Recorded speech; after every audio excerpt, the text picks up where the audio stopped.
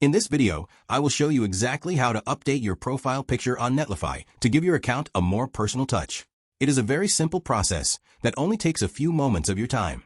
To get started, you will need to log into your Netlify dashboard. Once you are logged in and looking at your main team overview or site list, take a look at the very bottom of the sidebar on the left side of your screen. There you should see your current profile icon or a placeholder image. Go ahead and click on that icon to open up a small menu. From this menu, you want to select the option for user settings. This will take you to a new page where you can manage all of your personal information. On the left-hand navigation menu of this settings page, make sure you are in the General section.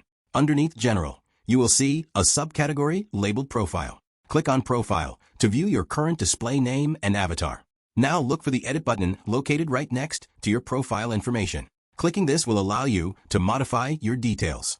You will see an option to upload a new image. Click that button and select the photo you want to use from your computer files. Once the file is selected, it will upload and you will see your new picture appear in the preview. Make sure everything looks exactly how you want it to look before moving on. Finally, do not forget to click the Save button to apply your changes across the platform. Your new profile picture is now set and will be visible on your account. Thank you so much for watching, and I hope this helped you today.